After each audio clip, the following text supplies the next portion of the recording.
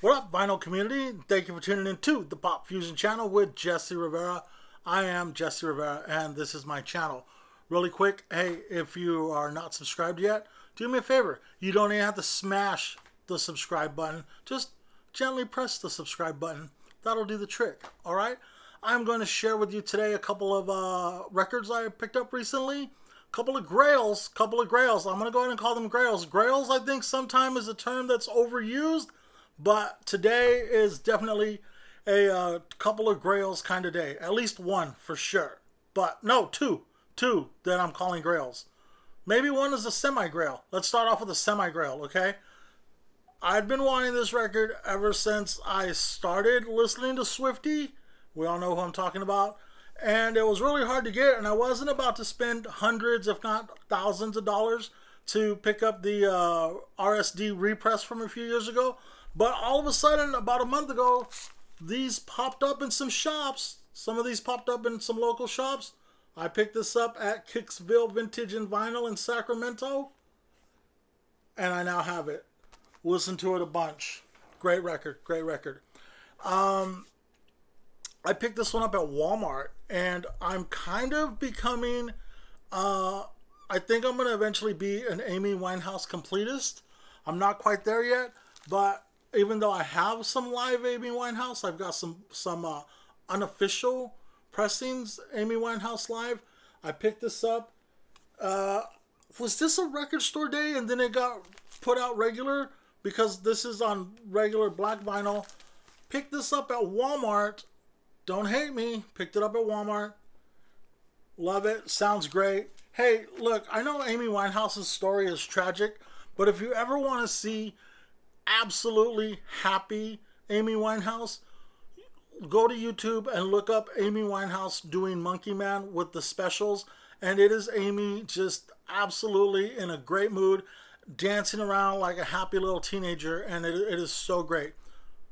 This is one that I'm calling this one a grail because I really wanted this on vinyl. I have it on CD. I watch the concert every once in a while on YouTube. Absolutely one of my favorite rock en español records. And this is the Vinyl Me Please pressing that came out, I want to say like last October, last November. It got by me. Look at that splatter. It's gorgeous. Sounds amazing. And when these came out, they were gone right away, right? I think it was like it was a Vinyl Me Please. You had to order it, and then they would ship it to you. We're not sure if it was a membership one or not. But in the aftermarket, a month afterwards, they were going for like $200-300. And I was like, I'm just going to wait. I'm going to wait. I put myself on the waiting list so that they would notify you when they repress it. But maybe about a month ago, I looked on I looked on eBay, and they were affordable. And I went to Discogs. eBay first, saw they were affordable. Then I went to Discogs. Here's the trick, guys, gals. If you go to Discogs, look for somebody who's willing to accept offers and dollars to donuts that they will accept your offer and then tell you to just pay them Venmo or PayPal. They'll take the transaction off of Discogs. That way they avoid the Discog fees and you save a couple of bucks. Has worked every single time. Okay. About a month ago, saw this dude in concert. And I know that in October, they're going to repress my favorite San Francisco Days. But I just couldn't pass on this when I kept hearing stories about how great it sounded. Missed it at the local record shops, but picked it up from Rolling Rex. They might still have some. Sounds amazing. And check it out, dude. It's on the Sun label. I did not know that. Chris Isaac's, this is not his debut, right? It's like his second album.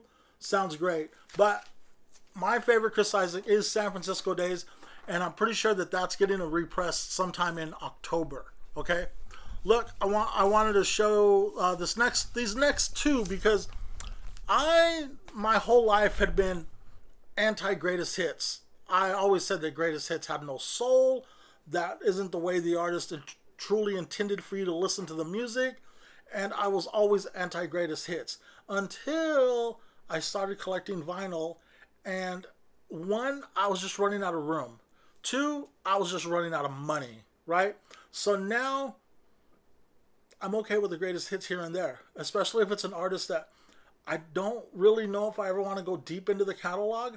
But with me now, a greatest hits, for me, a greatest hits is a nice jumping off point of getting into an artist.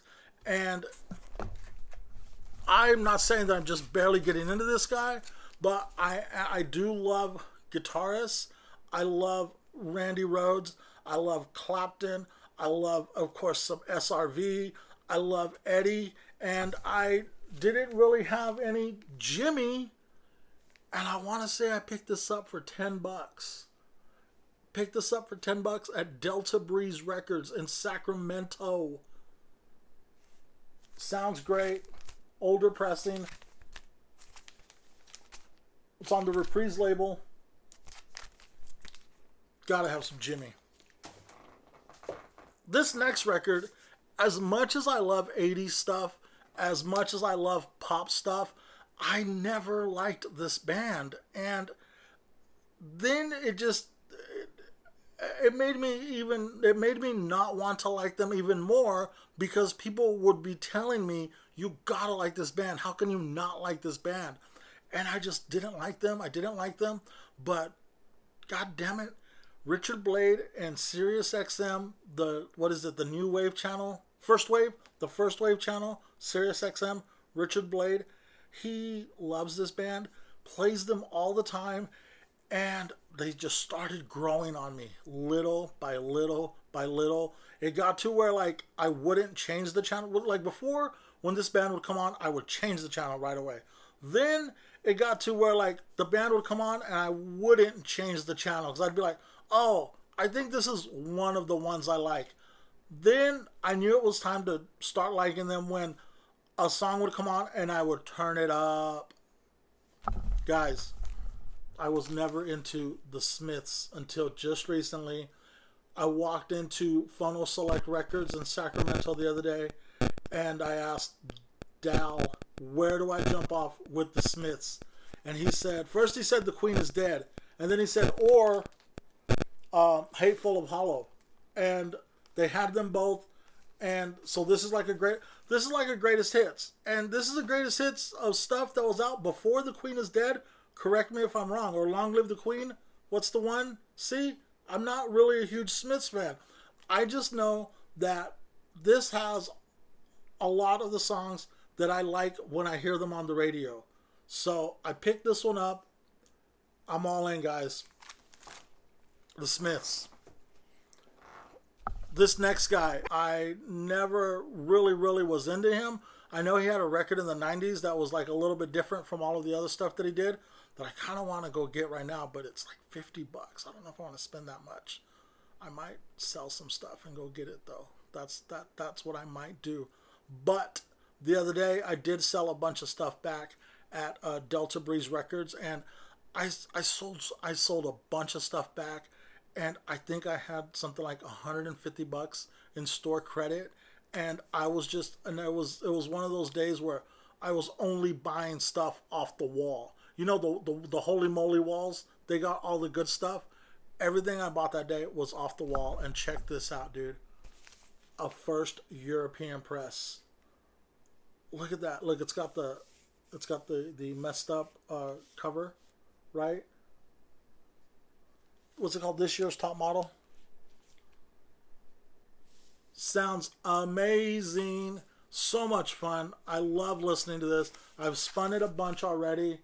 And this is his second record, I guess. So there's lots of Elvis Costello to get into. The record I was talking about that I kind of want to go buy, but it's like $45, is Elvis Costello, the Juliet Letters, where he like plays with like violin quartet. Elvis Costello and the Bronski Beat Quartet or something like that. I am messing up that title. Anyway, the Juliet Letters is the name of the record that I kind of want to go get, but it's $45. I don't know if I want to spend that much money. Gorgeous. Okay, the next two. Grails. If I do say so for myself, These are grails. And it's just ironic that they are MoFi pressings with all of the MoFi controversy that's been going on here the last couple of weeks. Like, I'm not trying to jump onto that bandwagon of like, let me post some MoFi videos. Nah, I just wanted to post a video because I hadn't posted a video in such a long time. And I have 27 subscribers. They're probably out there like, where's this guy at? Where'd he go? Did he die? Nah, man, I'm here. I'm alive. I'm well. I'm kicking. And so here they are, the two grails. I have wanted this record. Well, I had this record. The first one I'm going to show you, I've had. But I had like an old pressing of it. It wasn't a first press. Wasn't an early pressing. It was probably more than likely a record club pressing. And I wanted the mobile fidelity pressing because it's a record this record just rocks so hard. And I was like, this record, I gotta have the MoFi pressing. And it's always been over $100. Like, and so like, you know, by the time you do you pay the 100 and some odd bucks, and then the shipping and then the service charge, it was gonna be, you know, over $100. So I did something a little bit controversial the other day. I did something that some people kind of frowned upon, but I had an Alice in Chains Unplugged. I did. I had an Alice in Chains Unplugged, and I know that that's listed on Discogs for $200-300, right? Well, I wanted $150 fast, so I put it up for $125. I think I put it up for $130. I put it up for $130 in a Facebook vinyl music group that I'm in, the Too Many Records Facebook group. Too Many Records. Matt Kessler, shout out to Matt Kessler. He's got a great Facebook page. He's got a store in Portland, Oregon, and I put it up in there because I just wanted to flip it, get my money, pay for this, and boom, be out the door. And that is exactly what I did. I put it up for $130. I sold it like in 2 minutes. Like in 10 minutes, I had the money in my PayPal, and then I turned that money around and I paid for this. Bam! In excess, Listen Like Thieves. I'm an 80s kid, guys. I'm an 80s kid. In excess, Listen Like Thieves has a very special place in my heart, and I now have the MoFi pressing. Sounds fantastic. Gorgeous. It's gorgeous. Absolutely gorgeous. This next one, I owned this on CD back in the day, and when I went to go look for it, like once I started buying vinyl, this was a record that I knew I wanted, but I never saw in the store anywhere, and I still wasn't like hip to all of the mobile fidelity stuff, all the like, you know, the music on vinyl, all these acoustic sounds, you know, all of those special pressings. I didn't know about those yet. So when I went looking for this on vinyl, I would always be like, wow, why does that cost so much? You know? And I was like, oh, because this is a MoFi pressing. And I was like, man, it makes sense because this is a great sounding record. It was always great sounding. I remember getting these great reviews when it came out of just like how great it sounded and like just like the time that it captured, right? It was like a point in time of this band's career that was just captured beautifully. And I put myself on the waiting list, Mobile Fidelity. Got the email the other day letting me know that it was available. Kiko and the Lavender Moon. Yes. I haven't even spun it yet. And ironically enough, due to all the MoFi controversy that's been going on lately, this had a special sticker saying that it was digital, that it was sourced digitally.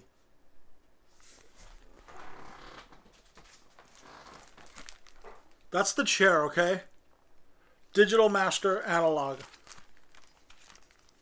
They're now doing this because enough people have voiced their concern about whether or not they're getting a digital copy or you know what I'm talking about, right?